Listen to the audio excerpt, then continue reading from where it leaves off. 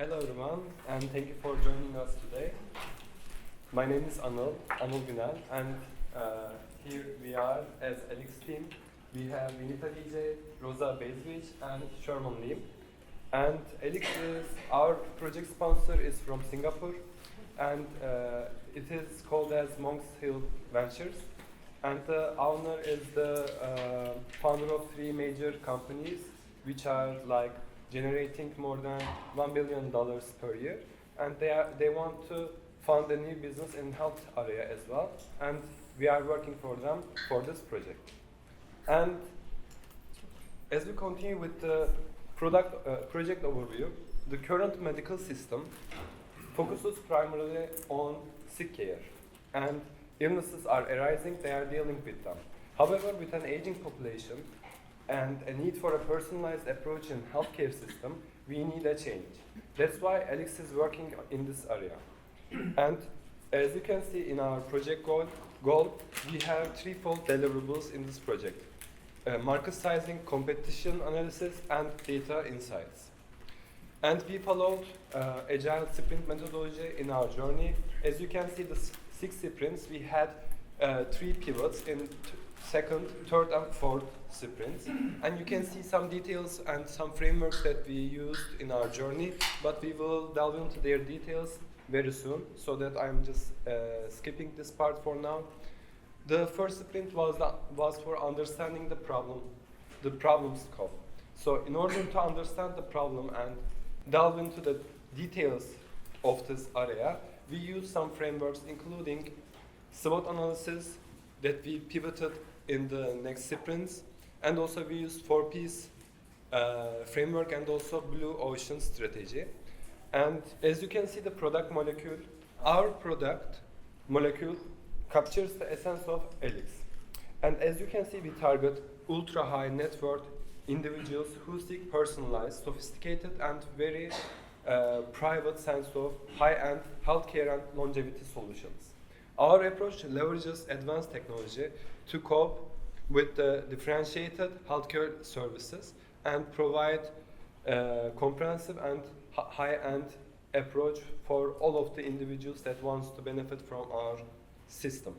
And in the second sprint, for research and planning, we used 5 whys and what, why, who frameworks in order to define the core issues in that area before making research in these core topics. And then we continued with user personas. In this part, Vinita will continue. Thank you, Anand. So after understanding what the product molecule was and understanding the exact problem statement that we were dealing with, we tried to understand a little bit more about the users. For the same, we did the user persona, and we categorized the user persona into 3. And one of them was a health-conscious entrepreneur who possibly has a net worth of more than $30 million and is looking to basically enhance the quality of life. The second one was a retired philanthropist, more likely a senior citizen who is basically trying to manage possibly a chronic condition, or also trying to figure out like how he can build a healthy, longer life for himself. And the last one was the international investor. In terms of the international investor, we kind of focused on a category that was looking at traveling extensively, most likely looking at solutions around stress management. Moving on to the customer journey, we actually realized that it would be interesting for us to also understand that how the journey of a customer looks like, how we can actually understand the touch points. So for the same, we started from awareness, moved to consideration, moved to decision making, onboarding, service use, as well as the retention part of it. Moving on to the same, all of this helped us understand like where to focus our market research on. Now, once we started that, the market research initially we focused on was ultra high net individuals who were having a net worth of more than $1 million. So we try to understand like how the market segment would be like in healthcare, how the geographic focus of these people are, like where are they located and in what percentage, and also what are the growth drivers that are actually like contributing to the wealth of these individuals. Then we try to understand how the competitive landscape looks like. So we started with 50 plus companies globally. And then on the basis of that, what our criteria to select these 50 plus companies was the membership price. Now, the reason why we state that is ELYX had two things which were kind of specific. One was the ultra high net individuals that they wanted to kind of focus on to bring exclusivity to the product. And the other part was the membership rates that we were focusing on $60,000 a year. So for the same, we decided that we would put a benchmarking around 14,500 because that was the rough estimate that we were able to come up with. And we identified that out of these, 50 plus companies that we actually worked on, we identified top 10 companies that would be the right fit for this. And these were basically the companies that were focused on longevity, they were focused on luxury, wellness, all of that, focused on preventive care. So what were our insights from that? So the insights that we were able to come up with was that all the competitors were focused on, the services were focused into two parts. One was the core services, which was pretty much same in all. And the second was the differentiated services. And that is where we found this very, very interesting. Because to bring the exclusivity factor, ELYX was our recommendation was that ELYX should focus on differentiated services because that will be able to justify their higher pricing. Now, once we did that, we tried to modify our SWOT analysis, and we also actually worked on the porous 5 forces. One of the things after going through this exercise, we were able to realize that we want to redefine our user profile. And how we defined our user profile was initially we were looking at high net worth individuals of over $1 million. After that, we started focusing on individuals over $30 million. Moving on to the proof of concept. Okay, thanks, Vinita. So now I'll cover the proof of concept sprint that our team did. So as Vinita mentioned earlier, what we did was to redefine the focus on ultra high net worth individuals with a net worth of over 30 million. And then what we subsequently did was to look at further analysis on the market sizing as well as some of the potential market segmentations. So generally across the board, what we found was that the entrepreneur's user profile had the highest median wealth, and Hong Kong and New York were the cities with the highest wealth density, with significant growth projected in Singapore. So our team also came up with a service blueprint in terms of the initial clinic rollout stage. And here what we actually tried to do was to map the front end as well as the back end processes, and also the chronological order of services that the patient will have to use. So now moving on to the data trends and the insights, what we actually tried to do here was to look at what are some of the dimensions of the services which are important to the user. And ultimately what the main question that we actually sought to answer was, what are some of the services that ELYX should offer in order to competitively price packages at the 100K price point? So over here what we actually did was to take a bottoms-up approach and subsequently try and identify if there were any correlations or outliers between the identified dimensions as well as the price. So as you can see here, we actually considered several dimensions at the start, for example, the wellness to medical continuum, and subsequently also looking at prevention to diagnostic testing to the treatment continuum. So in terms of our first dimension that we looked at for efficacy versus price, we initially thought that there would be a positive trend. However, the actual results were that there were no clear trends, with two clear outliers of stem cell count as well as HBOT. So when we think about this, some of the potential explanations that we came up with was, for example, having a prolonged treatment session which increases the cost, and secondly also how newer or novel technologies with certain degree of efficacy are being marketed, even though they may not have a lot of scientific backing in. Now we also had the same findings, or rather similar findings in terms of the risk versus price of no clear trends. So for this, our group actually came up with two potential explanations. So the first one would be in terms of the complexity of services performed, for example, in terms of the clinician expertise required or the complexity of the equipment required. And secondly, we also think that a case can be made in terms of the accessibility of the treatments. So for example, some of the lower risk treatments or assessments may be made more widely available, for example, due to regulations limiting the potential price upside. And now moving on to controversy versus price, here is where we actually found a positive trend. And some of the potential explanations that we came up with was, for example, a lack of insurance coverage, the potential SID benefits in the experimental space, and also the clinics being one of the few worldwide that are offering the treatment with the potential for off-label users. So for us, this is actually where the clinic-driven demand becomes more essential. Ultimately, at the end, when we conclude this section, what our key findings were that we decided to pivot our focus towards two things. So the first would be the marketing strategy, and the second would be the regulatory landscape. So now Rosa will cover the post sprint. Well, at this phase in the project, we already had extensive information, but we wanted to validate some of our findings. So we conducted some user interviews, and we really wanted to see what are the key outliers here. So the main one was that there's a high expectation for services, and there's a willingness to travel for some of these longevity specialized services. So at this point, we've collected a lot of information. We know a lot, but how can we again validate even further, especially thinking through those user interviews we had and the information that we collected from them. So at this point, we understand at our competitive analysis that we have these core and differentiated services. And now looking at the customer segments, we have these ultra high net worth individuals, upward of 30 million, and then the geographic location. Now, what does that play into the overall picture? So we went one step further and looked at the regulatory landscape. Because I almost stopped. But looking at the regulatory landscape, how can we dive even deeper?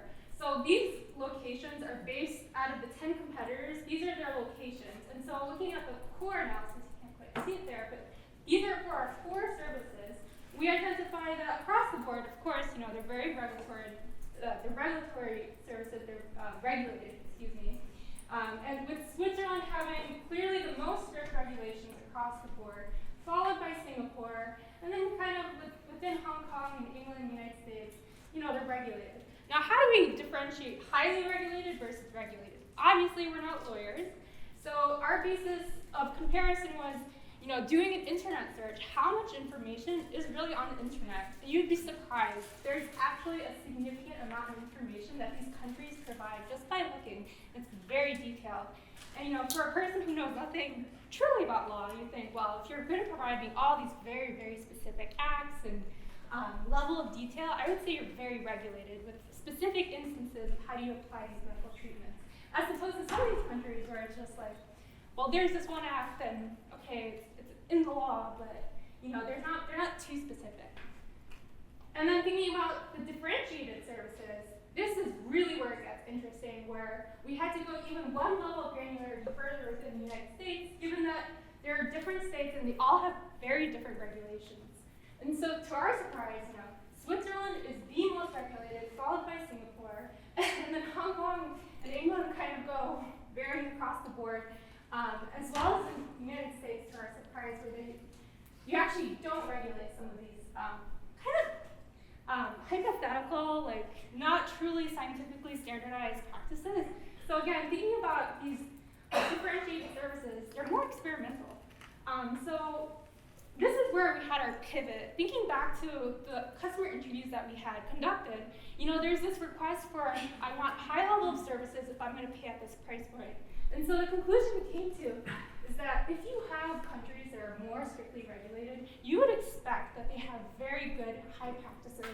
So you would most likely go to Switzerland or Singapore to get your service, as opposed to Hong Kong, where you see it's not so regulated. And then this was our first pass of the business model canvas, mapping where we are at this point in our understanding of the entire market. And then we really went in and we created our prototype. So what do we know about ELYX? It has to have this concierge component. It's a brick and mortar clinic because we're taking in-house assessments. This all kind of feeds into your AI doctor, which ultimately creates your health profile. And then thinking about the service areas, what are we offering in addition to this AI doctor? We have these partnerships with universities, doctors, clinics, and then ultimately treatments. We again went even further and thought about what is our tech stack. So you take this raw data, scholarly articles, research papers, you have your first layer of data, then you have your in-house clinic where you get, you do your assessments, then you have your second layer of data. This kind of feeds into your AI doctor, ultimately creating your health profile. Then we did our next iteration of this small canvas. At this point, we got extremely detailed. We're like, we could go anywhere. There's just a plethora of information. Okay, so in terms of the marketing strategy, what we actually did was to look at two dimensions. So the first would be service level marketing, and the second would be clinic level marketing. So in terms of the service level marketing, what we actually found was that the higher price point clinics, what they actually did was to offer more advanced services that go down to a molecular or systemic level. So for example, oxygenation or gene expression, as opposed to those that were offering it at like a more mass market price point. So in terms of what this tells us is that one potential implication that we actually propose for ELYX is that they could actually start offering more advanced services that go down to a more granular level of observation. So like one potential example would be looking at proteomic sequencing as opposed to applied genomics. Now moving on to clinic level marketing, here is where we found that the premium consumer appeared to be paying for two things. So the first would be the novelty of the technology marketed, and secondly would be a personalized, integrated, data-driven approach. So in terms of going to the first point of the novelty of technology, we found that there was a very strong emphasis on innovation as well as specialization at this level. And actually what the novelty of technology entailed, for example, looking at one of the competitors of Aviv Clinic, when they market their technology, it's not really something that is novel as it has been around for like more than a decade already. But the key rather lies in the marketing of its scarcity. And then moving on to the second point of personalized, integrated, data-driven approach, this is something that we found that the premium consumers appear to be paying more for in terms of how the personalized medical data can tell a story about themselves. So for instance, when we look at one of the competitors charging at 100K, what they actually did was to create a narrative around an individual's health using your body systems. So how the individual services across diagnostics and treatments work together to create a narrative about the individual is key. In contrast, what we also found is that the term comprehensive or holistic is something that's used across almost all clinics, and it's not something that's a major differentiator. Now, going back to our initial, one of our initial data pivots for wellness, we actually found that wellness is something that is a central underlying theme across all the different clinics, and it's not something that is an add-on, which also supported our initial data pivot. And as you can see on the right here, this Venn diagram is how we actually visualize and we also presented to ELYX in terms of how their go-to-market strategy should be. Now, moving on to the pricing strategy, here we actually came up with three different buckets. So the first one would be the core services in terms of what are some of the core services that can be priced in the initial package of 100K. So alluding to what Benita mentioned earlier about the core services, these are some of the examples that we came up with. And these are the recommendations that we made to ELYX, that these are some of the services that you should strongly consider including in your initial offering. And then moving on to the second bucket, this is where we look at within clinics, we observe a trend of, for example, increase in pricing in tiers. So for example, there will be tier 1, tier 2, tier 3, tier 4. And what we actually found across these clinics is that the services which are being added on in higher tiers, they tend to be those which are more advanced and specialized testing services that are being added on. So these are some of the services that we just came up with from very granular research. And finally, moving on to the last bucket that we have there, this is something that we found in terms of the differentiated pricing across clinics. So this is within clinics, that is across clinics. And over here, in terms of what we found across clinics, what we found is that in contrast to within clinics, the difference in the highest pricing for the highest tiered treatments, they tended to be driven mostly by treatments. So, for example, there will be therapy, there will be aesthetic medicine, etc. So once we had the user figured out, we figured out the marketing aspect, competitive analysis and everything, we decided to outline our business model and also the key insights from it. So our business model canvas was again redefined, and we made a lot of significant changes in our value proposition and customer relationships. Moving on to the financial model, we actually made a financial model right from the inception because ELYX is yet to be launched. It is going to be doing a soft launch in October. So on the basis of that, we wanted to make sure that we are able to figure out like when and where we can actually possess growth like for ELYX, and where we can see the potential break-in and like what the EBITDA looks like and how many customers can they acquire. So on the basis of that, we took very, very conservative numbers, and we were able to identify that ELYX has a potential to be EBITDA positive in less than 6 quarters, as well as we can acquire more than 200 customers in just 2 years of time frame with a potential break-in within a year. Our key insights were actually a lot, and we have a very, very extensive document that kind of outlines that. But for the sake of time in this presentation, we actually segmented our recommendations on 2 parts. One is the high level, another one was the strategic. I'm not going to deep dive into it. I don't want to bore you with the details, but the top 2 recommendations that we came up with was basically that Singapore definitely is one of the ideal locations to consider, and that is primarily because of the fact that as per the market sizing, when we did the analysis, it is one of the regions that possesses a very, very strong potential in terms of growth and also has a significant number of UHNIs. The second part was also about the regulations. The regulations, because they are very, very stringent in Singapore, which makes it very transparent and also trustworthy for customers to actually avail the differentiated services that ELYX could come up with. The next part was also about how ELYX could position itself in terms of the pricing, since we spoke about before that ELYX wanted to price itself at $60,000 a year, and then we were able to identify that instead of $60,000, they can actually move the price to $100K. And for $100K, what they would have to do is that they would have to figure out like what competitive services, what differentiated services they can use to actually be differentiated in the market, have a value proposition around it, and make a significant change in the industry and create a differentiated position for themselves. Thank you so much.